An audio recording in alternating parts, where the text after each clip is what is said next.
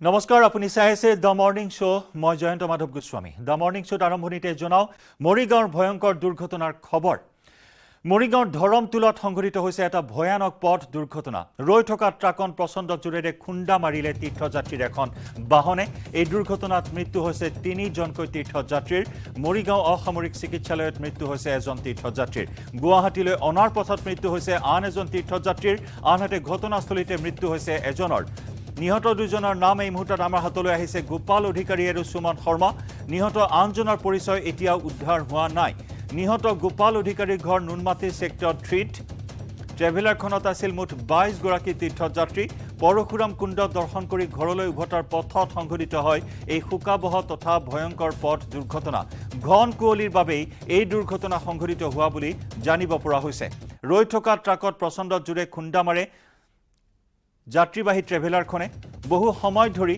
দুৰ্ঘটনাগ্ৰস্ত ট্ৰেভেলাৰখনত আবদ্ধ হৈ আছিল তীৰ্থযাত্ৰীসকল আহত লোকসকলক মৰিগাঁও অসামৰিক চিকিৎসালয়ত ভৰ্তি কৰোৱা হয় দুৰ্ঘটনাগ্ৰস্ত ট্ৰেভেলাৰখন গুৱাহাটীৰ নুনমাটিৰ সেক্টৰ 3ৰ পৰা গৈছিল পৰশুৰাম কুণ্ডলৈ আৰু পৰশুৰাম কুণ্ড দৰ্শন কৰি গুৱাহাটীলৈ উভতি অহাৰ পথত মৰিগাঁৱৰ ধৰমতুলত ৰাষ্ট্ৰীয় ঘাইপথত আজি পুৱা প্ৰায় 5 বজাৰ পৰা 6 বজাৰ ভিতৰত সংঘটিত হৈছে এই ভয়ানক পথ দুৰ্ঘটনাটি আমি সেই দুৰ্ঘটনাৰ দৃশ্য আপোনাক দেখুৱাইছো অতি ভয়ানক আছিল এই দুৰ্ঘটনা আপুনি দৃশ্য দেখিলেই অনুমান কৰিব পাৰিব কিমান ভয়ানক আছিল এই দুৰ্ঘটনা গাৰ্নুম হিয়ৰি উঠা এটা দুৰ্ঘটনা যিখন ট্ৰেভেলাৰত এইসকল তীৰ্থযাত্ৰী কঢ়িয়াই নিয়া হৈছিল ট্ৰেভেলাৰখন সম্পূৰ্ণৰূপে ধ্বংসস্তূপত পৰিণত হৈছে সমুখভাগ সম্পূৰ্ণৰূপে ধ্বংসস্তূপত পৰিণত হৈছে টোপনিত লালকাল দি থকা সময়তে এই দুৰ্ঘটনা সংঘটিত হয় যি সময়ত এই দুৰ্ঘটনা সংঘটিত হৈছিল সেই সময়ত তীৰ্থযাত্ৰীসকল টোপনিত লালকাল দি আছিল ইতিমধ্যে তিনিজনকৈ তীৰ্থযাত্ৰীৰ মৃত্যু হৈছে দুজনৰ পৰিচয় আমি জনাইছো গোপাল অধিকাৰী আৰু সুমন শৰ্মা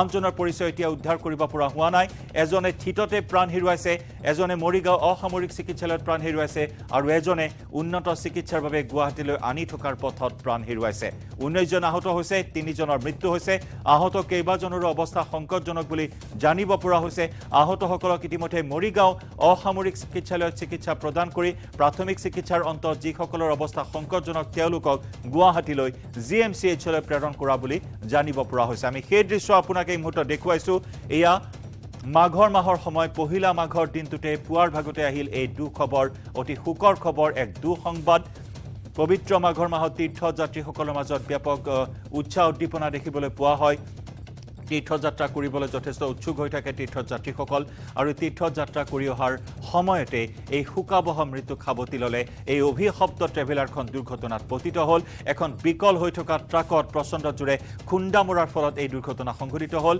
আৰু ঘন কুঁৱলীৰ বাবেই এই দুৰ্ঘটনা সংঘটিত হোৱা বুলি জানিব পৰা হৈছে তিনিজনৰ মৃত্যু হৈছে দুজনৰ পৰিচয় আমি জনাইছো এজনৰ পৰিচয় এতিয়াও উদ্ধাৰ কৰিব পৰা হোৱা নাই নুনমাটিৰ সেক্টৰ 3ৰ পৰা গৈছিল তীৰ্থযাত্ৰীৰ দলটো পৰশুৰাম কুণ্ডলৈ আৰু পৰশুৰাম কুণ্ড দৰ্শন কৰি উভতি অহাৰ পথত আজি পুৱা এই দুৰ্ঘটনা সংঘটিত হ'ল মৰিগাঁৱৰ ধৰমতুলৰ ৰাষ্ট্ৰীয় ঘাইপথত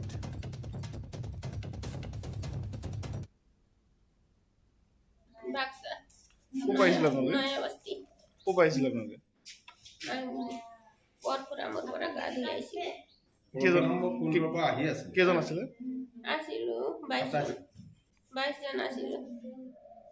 আমি পৰশুৰাম কুণ্ডৰ পৰা আহি আছিলোঁ ঘৰলৈ টাইম দেখা নাই মই টোপনিত আছিলোঁ আন্ধাৰ হৈ আছিলে আন্ধাৰ নহয় এই পোহৰতে দিনতে কিহত মাৰিছে খুন্দা ট্ৰাকত মাৰিছে খুন্দা ৰৈ থকা ট্ৰাকত ৰৈ থকা ট্ৰাকত মাৰিছে খুন্দা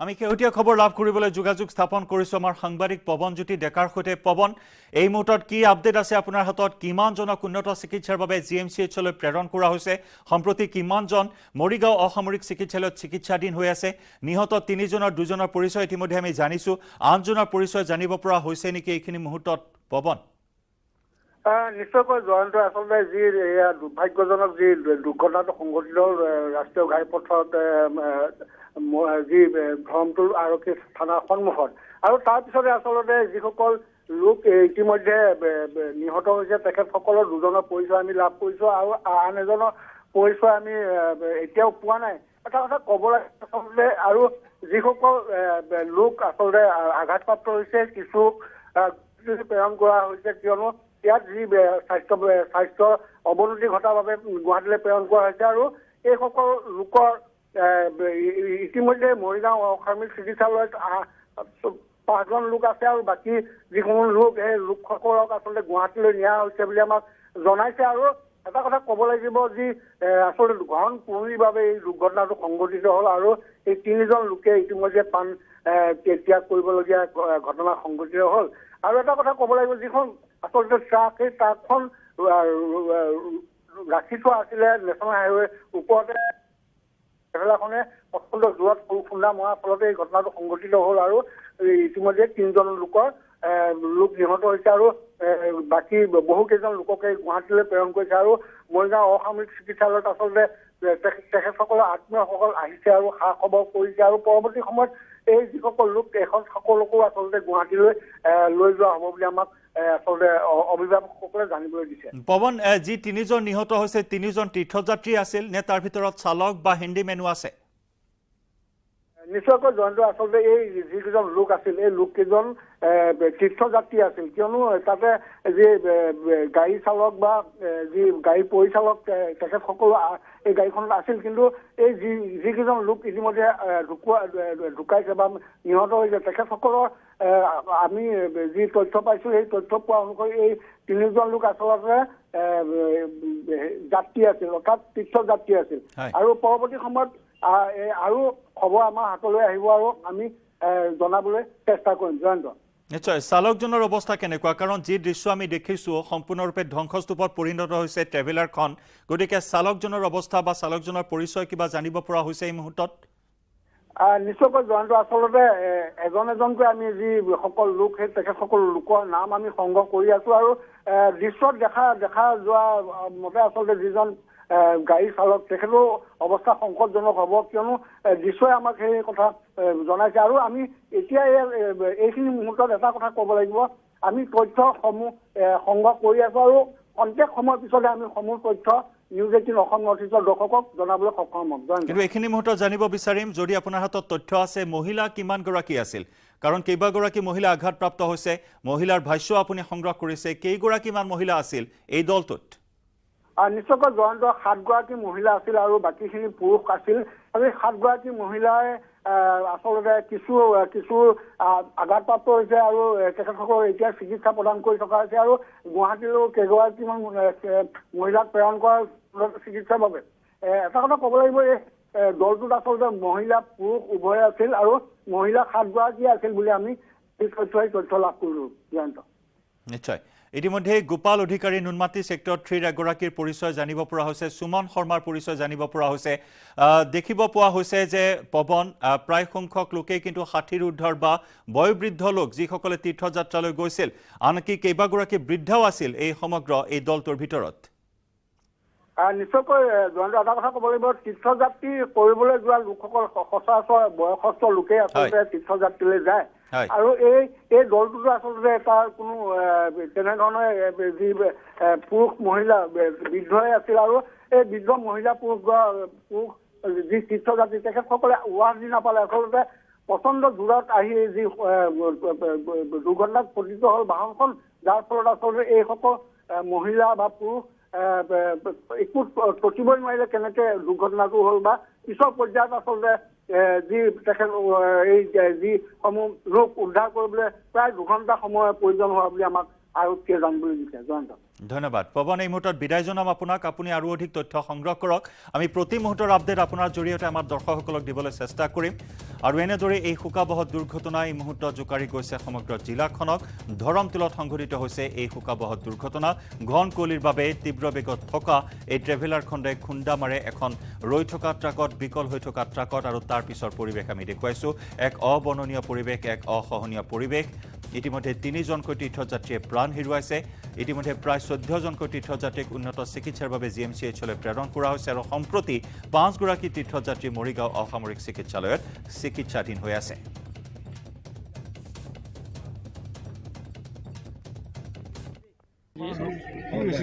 আজি ৰাতিপুৱা 5টামান বজাত অত্যন্ত কুঁৱলী, এখন ট্ৰেভেলাৰ গাড়ী পৰশুৰাম কুণ্ডৰ পৰা গুৱাহাটীলৈ আহি আছিলে। আহোঁতে এখন ট্ৰাকৰ পিছত খুন্দা মাৰিছে। তাৰপিছতে বৰ্তমানলৈকে আমি 8জন পেচেণ্ট পাইছোঁ। তাৰে 3জন মানুহ ঢুকাইছে আৰু 6জন মানুহ হস্পিটেলত গুৱাহাটীলৈ ৰেফাৰ কৰা হৈছে। দলটো ক'ৰ পৰা আহি আছিলে? এইটো পৰশুৰাম কুণ্ডৰ পৰা আছে। নে মানুহকেইজন ক'ত গৈ আছিলে? গুৱাহাটী যাব লাগে নুনমাটি, গুৱাহাটী নুনমাটিৰ মানুহ। বাক্সা বুলি কৈ আছে কিছু যাত্ৰী বাক্সাৰ মানে আমি যিকেইজন পালোঁ এতিয়া তেওঁলোক নুনমাটিৰে এড্ৰেছ পাইছোঁ। আৰু এইবাৰ আপোনালোকক জনাওঁ হেঁপাহৰ ভোগালীৰ কিছু খবৰ। আজি পহিলা মাঘ আৰু পহিলা মাঘত আজি ঐতিহাসিক ৰংঘৰৰ বাকৰিত ৰংপুৰ মেলাৰ আয়োজন কৰা হৈছে। টাই আহোম যুৱ পৰিষদৰ উদ্যোগত এই ৰংপুৰ মেলাৰ আয়োজন। ৰংপুৰ মেলাত বিভিন্ন পৰম্পৰাগত খেল ধেমালি প্ৰতিযোগিতা, জনগোষ্ঠীয় নৃত্য গীতৰ সাংস্কৃতিক অনুষ্ঠানৰ আয়োজন কৰা হৈছে আৰু যাৰ বাবে এতিয়া এক বৰ্ণিল পৰিৱেশে বিৰাজ কৰিছে ৰংঘৰৰ বাকৰিত।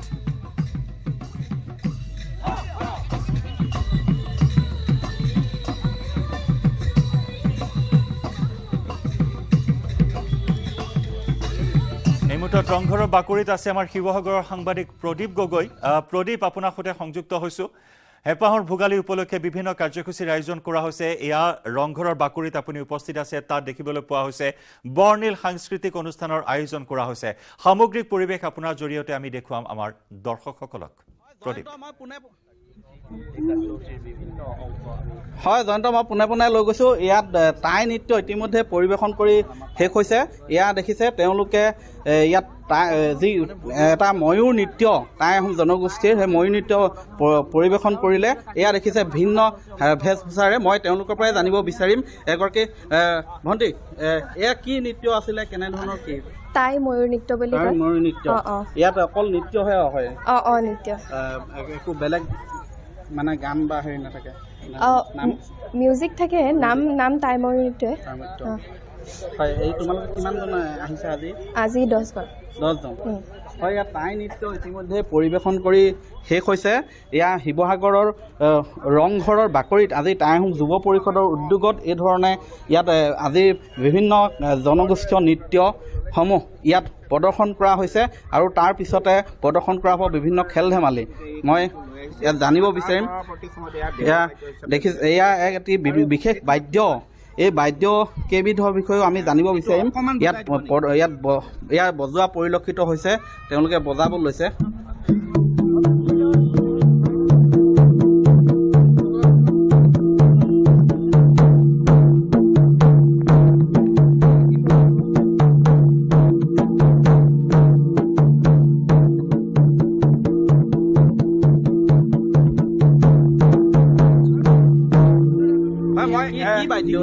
এইটো কং বুলি কয়, কং বুলি কয় টাইসকলৰ। হয় হয়, আৰু আপুনি যিবিধ লৈ আছে বাদ্য কি?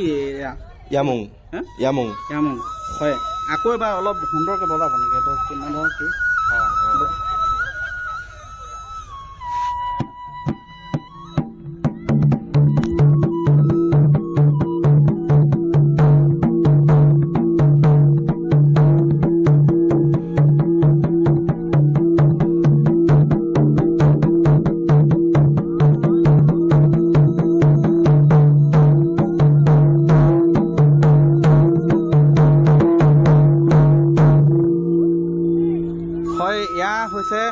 আজি ময়ূৰ নৃত্য টাই আহোম জনগোষ্ঠীসকলৰ তেওঁলোকে ইয়াত প্ৰদৰ্শন কৰিলে আৰু তেওঁলোকে এয়া দেখিছে যে ময়ূৰ পাখি সদৃশ এয়া তেওঁলোকে সাজ পাৰ পৰিধান কৰি নিশ্চয় এয়া কি ময়ূৰ নৃত্য? ময়ূৰ নৃত্য বুলি হয়। এই যিবিলাক পোচাক কৰিছে কেনেকুৱা ধৰণৰ কি?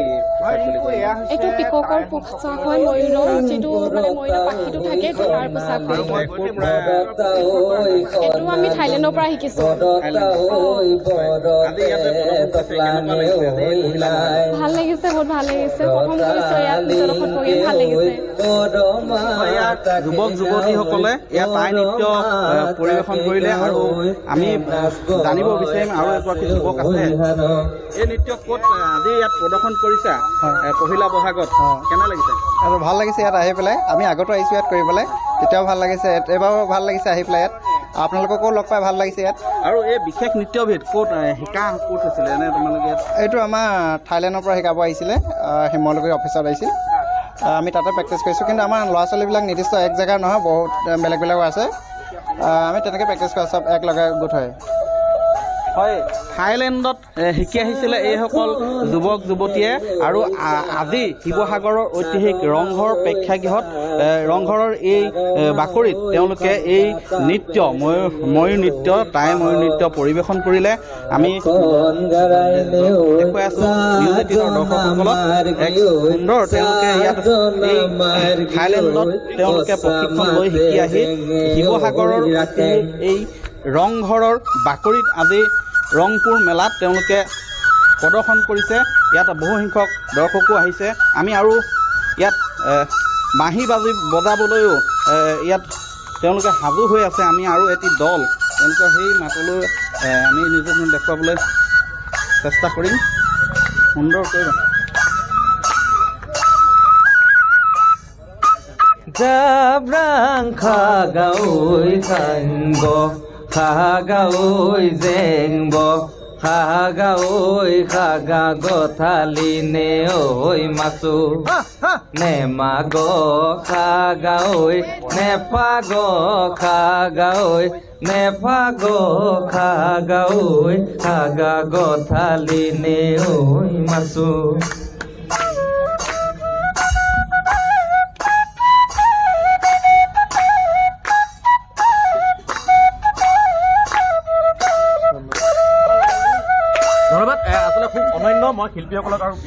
হয় ক'ৰ পৰা আহিছে আপোনালোক? আমি জাগিৰোডৰ পাইছোঁ, মৰিগাঁও জিলা। হয়, কি নৃত্য প্ৰদৰ্শন? আমি তিৱা জনগোষ্ঠীৰ বৰত নৃত্য আমি পৰিৱেশন কৰিলোঁ।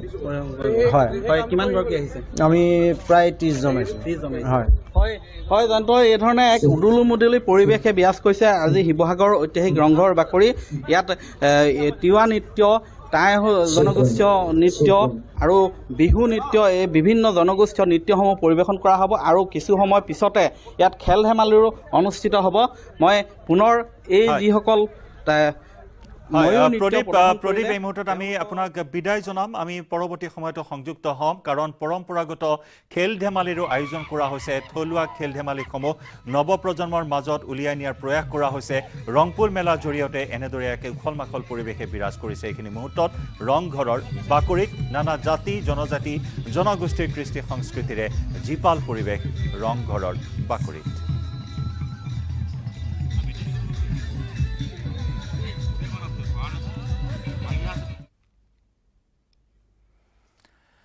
ইফালে সত্ৰীয়া ৰীতি নীতিৰ পৰম্পৰাৰে আজি বৰপেটা সত্ৰত জ্বলোৱা হ'ল মাঘৰ উৰুকাৰ মেজি। 15 জানুৱাৰীত উৰুকা পালন কৰাৰ পাছত 16 জানুৱাৰীৰ পুৱা সত্ৰৰ নৈমিত্তিক প্ৰসংগৰ পিছতে পূৰ্বাপৰ চলি অহা ৰীতিৰে পূৰ্বৰে পৰা চলি অহা ৰীতিৰে সত্ৰৰ টুপৰ চোতালত বিৰিণাৰে সজা মেজিত অগ্নি সংযোগ কৰা হয়। সত্ৰৰ টুপৰ চোতালত মেজি জ্বলোৱাৰ সময়ত উপস্থিত থাকে বৰপেটা সত্ৰৰ ডেকা সত্ৰীয়া গৌতম পাঠককে ধৰি সত্ৰৰ ভকত বৈষ্ণৱ আৰু ভক্তপ্ৰাণ ৰাইজ।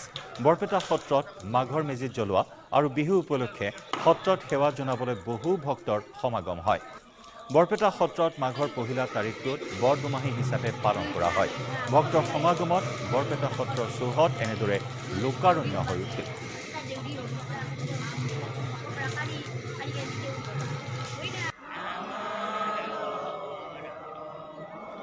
আগবঢ়াম আমাৰ সাংবাদিক ধ্ৰুৱজ্যোতি তালুকদাৰৰ বিশেষ ৰিপৰ্ট।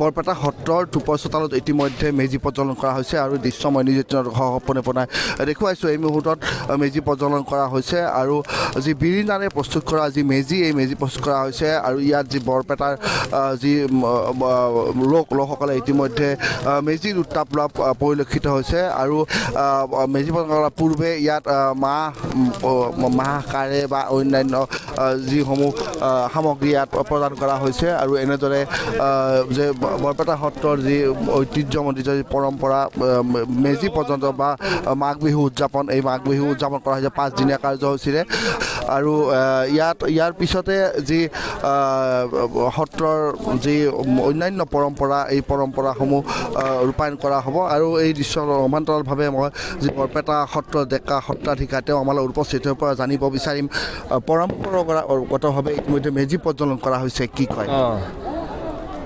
এই বৰপেটা সত্ৰত আমি পুহ মাহৰ সংক্ৰান্তিৰ পৰা মাঘ মাহৰ 4 তাৰিখলৈ এই 5 দিনীয়া বিস্তৃত কাৰ্যসূচীৰে বৰপেটা সত্ৰত আমি ভোগালী বিহু অৰ্থাৎ মাঘ বিহু উদযাপন কৰি আহিছোঁ। আমি এটাই আশা কৰিছোঁ, এই আজি যি মেজি জ্বলোৱা হৈছে এই মেজিৰ জুয়ে সমস্তৰে মনৰ পৰা ভাৱনাৰ পৰা অপায় অমংগল দূৰ কৰিব, বিঘিনি আপদ সমস্তবিলাক দহন কৰি সকলোৰে মন প্ৰাণ আনন্দিত কৰিব। আমি আজিৰ দিনটোত ভগৱন্তৰ চৰণত তাকে প্ৰাৰ্থনা জনাইছোঁ, সেৱা জনাইছোঁ, যাতে সকলোৰে মন প্ৰাণ আনন্দ বজাই ৰাখে। আমি এনেদৰে বিস্তৃত কাৰ্যসূচীৰে বৰপেটা সত্ৰত সম্পূৰ্ণ সত্ৰীয়া পৰম্পৰা অনুসৰণ কৰিছোঁ। সত্ৰীয়া পৰম্পৰা অনুসৰণ কৰি আমি এই বৰপেটা সত্ৰত মাঘ বিহু উদযাপন কৰি আহিছোঁ। গতিকে আমাক ভগৱানে কৃপা কৰি ৰাখক, এইখিনি আছে। বিৰিণাৰে প্ৰস্তুত কৰা মেজি বা কি কাৰ্যসূচী ৰূপায়ণ কৰা হয় বৰপেটা সত্ৰত? আমি 5 দিনীয়া কাৰ্যসূচীৰে আমি যোৱাকালিৰ পৰা আৰম্ভ হৈছে। যোৱাকালি আজি বৰদুমাহী বুলি কয়। আজি বৰদুমাহী বিশেষ আকৰ্ষণ এটা চলিছে। আমাৰ ইয়াতে থিয় নাম হ'ব। বৰপেটা স্থানীয় দলসকলে এটা গোটেই দিনজোৰা কাৰ্যসূচীৰে থিয় নাম পাতিব। সমস্ত বৰপেটাবাসী ৰাইজে আহি ইয়াতে সেৱা জনাব আৰু আশীৰ্বাদ গ্ৰহণ কৰিব। এইখিনি